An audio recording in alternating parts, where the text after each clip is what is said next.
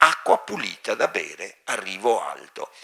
I fiumi davano il rifornimento e la legge poi stabilisce esattamente il punto in cui bisogna, siamo nel 1318, attingere l'acqua, il punto considerato pulito, quindi l'acqua dei fiumi portata con i burci in città.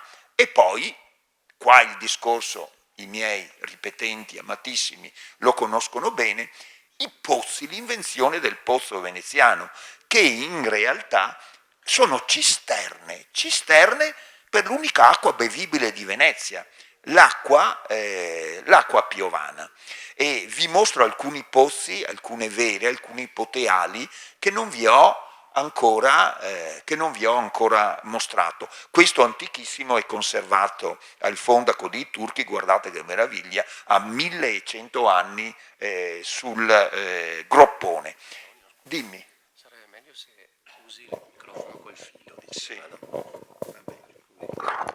È già acceso? Ecco, sì. Sì, va bene. Allora vi dicevo, vi mostravo questo pozzo bellissimo, perché l'argomento è vecchio, ma intanto cambio l'immagine. Guardate che ho solo l'imbarazzo della scelta nel mostrarvi i pozzi veneziani, sono a centinaia e sono capolavori. Quest'altro è in corte delle, molto semplice ma molto bello, è in corte delle Pinzocchere. Quindi cisterne dell'acqua piovana. Se non pioveva, con i burci andavano sul Brenta e poi con un sistema di canalette rifornivano pensili, rifornivano i pozzi rimasti al secco.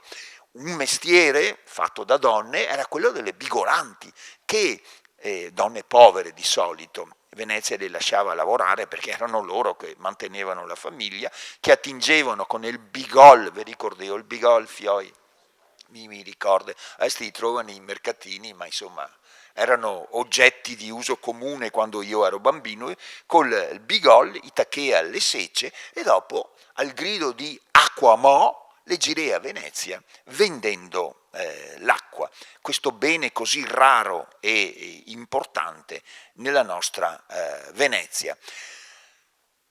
L'acqua dei pozzi pubblici si attingeva, vedete che ve l'ho messa come in dialetto, a gratis, siamo contenti che ve l'ho messa a gratis. Il fabbisogno quotidiano, ogni famiglia attingeva, però l'acqua era così preziosa che c'erano soltanto delle ore determinate nelle quali si poteva attingere. Erano le campane della parrocchia, le parrocchie erano importantissime per l'amministrazione e la vita della città, erano le campane della chiesa parrocchiale che avvisavano che il capo contrada stava arrivando con le chiavi. Apriva il coperchio del pozzo e allora ecco che le donne potevano arrivare ad attingere la preziosissima acqua. Una foto vi mostro di un pozzo che io amo moltissimo in campo, ce ne sono due, ma questo è spettacolare anche per dimensioni, in campo Santa Maria Formosa. Vedete che hanno alzato il coperchio e tutte le donne, una foto dell'Ottocento, i fa comarò e le spetta il loro turno per attingere la preziosa acqua.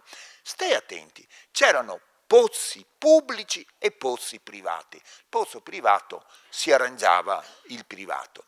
Il pozzo pubblico era costruito dagli avogadori di comune. Qua vi mostro quello di Campo San Boldo. Però i privati avevano dei doveri nei confronti del pozzo pubblico. Vi mostro il cortile di San Marco, era della scuola grande di San Marco, quindi ho fatto un po' un abuso perché non è un campo pubblico, ma fate finta che questo pozzo fosse pubblico.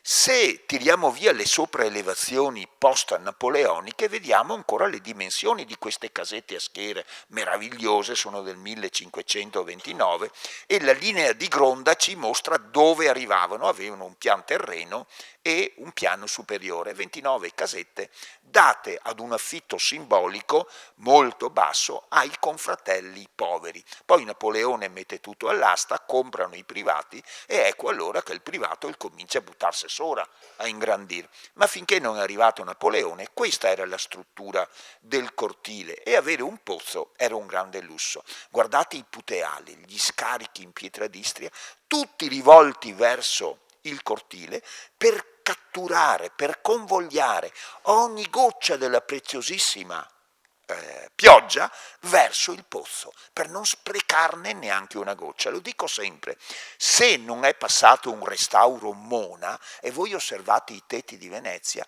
capite che Venezia era un gigantesco ombrello spalancato a catturare ogni goccia di pioggia e a convogliarla verso il pozzo. Ed era un obbligo farlo, non era un optional.